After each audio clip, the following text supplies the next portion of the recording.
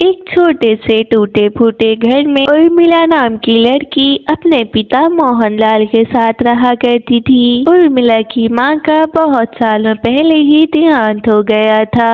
जब से ही मोहनलाल ने बहुत ही मेहनत करके अपनी बेटी को पाला था। उनके पास एक गाय थी जिसका दूध बेचकर वो अपना गुजारा किया करते थे। एक दिन मोहनलाल की कुछ तबीयत खराब थी तो वो अपनी बेटी उर्मिला से कहता है, बेटा, मेरी आज कुछ तबीयत ठीक नहीं लग रही है, तुम मेरा एक काम कर दोगी क्या? क्या हुआ है बाबा आपको और क्या काम है, बताएं मुझे। बेटा, मैंने सारे गांव में दूध दे दिया है, बस हमारे सेठ के घर ही दूध नहीं गया। क्योंकि मैं वहाँ जा ही रहा था तो मुझे अचानक से चक्कर आने लगे और फिर मैं घर आ गया।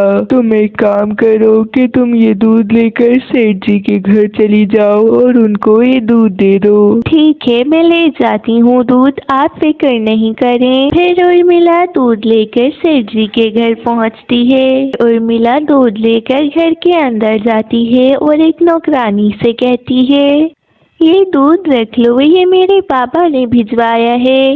अरे तुमने इतनी देर क्यों कर दी है दूध लाने में? तुम्हें पता है सेठानी जी कितना गुस्सा कर रही हैं। हाँ हाँ, वो पापा की थोड़ी सी तबीयत बिगड़ गई थी इसलिए मुझे लेट हो गया। तुम्हें पता है ना, सेठानी जी अपने बेटे की खुशी के आगे किसी की तबीयत भी नहीं देखती हैं। सेठ का बेटा राघव उर्मिला का बहुत ही अच्छा दोस्त था। उर्मिला कहती है, हाँ वो तो मुझे पता है, मगर राघव तो यहाँ नहीं है, वो तो शहर में है। अरे हाँ तो छोटे सेठ जी आज आ रहे हैं ना गाँव, बहुत काम है भाई, बाद में आकर बातें करना, मुझे काम करने दो। फिर उर्मिला अपने घर आ जाती है और सोचने लगती है, राघव बचपन में मेरा कितना अच्छा दोस्त था, अब तो पता नहीं वो मुझे पहचानेगा भी या नहीं। वो कितना अच्छा है कि उसने शहर में जाकर पढ़ाई करी है, हम तो यहाँ पर भी सही से पढ़ नहीं सके। अरे मैं तो पूछना ही भूल गई कि राघव कब आने वाला है, शाम को या फिर रात को। वो इतना कहकर चुप ही होती है कि वहाँ पर राघव आ जाता है। मिला राघव को पहचान नहीं पा रही थी तो वो कहती है, अरे कौन कौन हो तुम और अंदर कैसे चले आए, तुमने मुझसे पूछा भी नहीं। अरे तुम मुझे पहचान नहीं रही हो क्या? उर्मिला, मैं राघव। मैं अपना सामान सारा घर पर रखकर सीधा तुम्हारे पास ही आया हूँ और तुम मुझे पहचान ही नहीं रही हो। क्या राघव, ये तुम हो? कितने चेंज हो गए हो तुमने शहर में मुझे याद किया या फिर नहीं?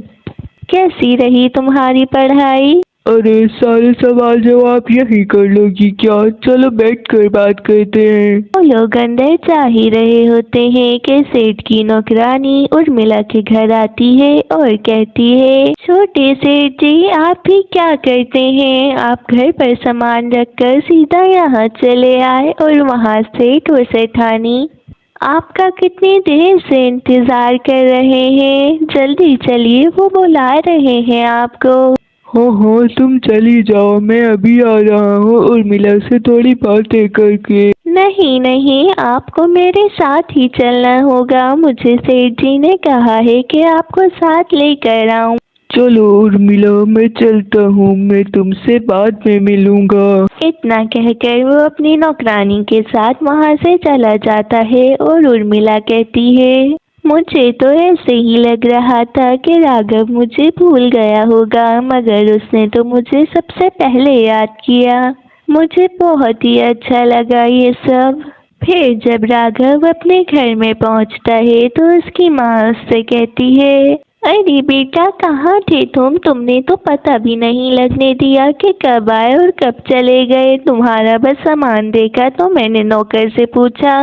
अरे माँ, मैं नौकर को बता कर तो गया था कि मैं उर्मिला के पास जा रहा हूँ उससे मिलने। मगर तुम उस लड़की के पास क्यों गए थे, तुम्हारा उससे क्या रिश्ता लगता है? अरे माँ, वो दोस्त है मेरी और मैं कितने सालों के बाद उससे मिला हूँ। तो तुम हमसे कौन सा रोज मिला करते थे? हमसे भी तो कितने सालों बाद ही मिले हो तुम। मगर माँ, मैं आप लोगों से रोज बात तो कर लेता था। उसके पास तो एक फोन भी नहीं है जो मैं उससे बात कर लेता। दोनों माँ बेटे की बहस देखकर सेठ भवनलाल कहते हैं, अरे बस करो, तुम भी क्या बच्चे से बहस में लग गई हो। जाओ खाने का इंतजाम करो। कितने सालों बाद मैं अपने बेटे के साथ खाना खाऊंगा। फिर ऐसे ही कुछ दिन बीतते हैं।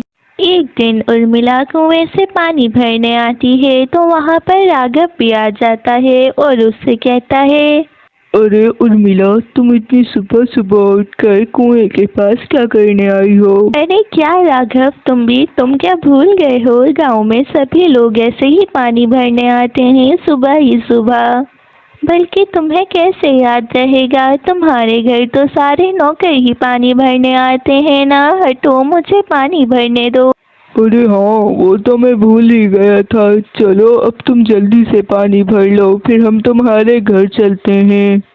मैं तुम्हें शहर की बहुत सी बातें बताना चाहता हूँ। राघव उर्मिला के साथ उर्मिला के घर आ जाता है और बहुत सी बातें करने लगता है। अब ऐसा रोज ही होने लग गया था। रोजाना राघव उर्मिला के घर आ जाता था। कुछ दिन ऐसे ही बीतते हैं। एक दिन उर्मिला अपनी दोस्त कावेरी के घर जा रही होती है तो रास्ते में उसे राघव मिलता है। राघव उससे कहता है, अरे उर्मिला, रुको, तुम कहाँ जा रही हो? मुझे तुमसे बहुत जरूरी बात करनी है। हाँ हाँ राघव, बोलो क्या बात है, मैं सुन रही हूँ। वो उर्मिला, बात ये है कि मैं तुमसे बहुत प्रेम करने लग गया हूँ। क्या तुम मुझसे शादी करोगी? क्या राघव, तुमने खुद ये बात कह दी। मैं भी तुमसे यही कहने वाली थी कुछ दिनों बाद। क्या तुम सच कह रही हो? हाँ हाँ भाई, मैं सच ही कह रही हूँ। पता नहीं राघव, ये हमारी दोस्ती इतने प्यार में कैसे बदल गई, मुझे तो कुछ समझ ही नहीं आ रहा। बस तुम अब चिंता नहीं करो, मैं माँ बाबा से बात कर लूँगा। तुम भी अपने बाबा से बात कर लेना। हाँ हाँ, वो तो मैं अपने बाबा से बात कर ही लूँगी, मगर तुम्हारे माँ बाबा मानेंगे क्या? क्योंकि तुम बहुत अमीर हो। अरे नहीं, मुझे अमीर गरीब से कुछ फर्क नहीं पड़ता। बस मैंने कहा ना, तुम चिंता नहीं करो। फिर उर्मिला अपने घर आ जाती है और अपने बाबा को सब कुछ बता देती है। मोहनलाल भी इस रिश्ते के लिए राजी हो जाता है और उधर दूसरी तरफ राघव अपने माँ बाबा को ही मना रहा होता है, मगर उसकी माँ कहती है, नहीं नहीं, हम वो गरीब दूध वाली की लड़की को अपनी बहू क्यों बनाएंगे भला? हम इतने अमीर हैं और उन लोगों के पास तो कुछ भी नहीं है। राघव, क्या हो गया है बेटा? तुम पागल हो गए हो क्या? तुम शहर से पढ़ाई करके आए हो। हमने तो सोचा था शहर जाके तुम्हारी सोच बदल जाएगी, मगर तुम तो वैसे ही हो। मगर माँ, मुझे उर्मिला बचपन से ही बहुत अच्छी लगती है। नहीं नहीं, हम उस दूध वाली की लड़की को अपने घर की बहू नहीं बनाएंगे।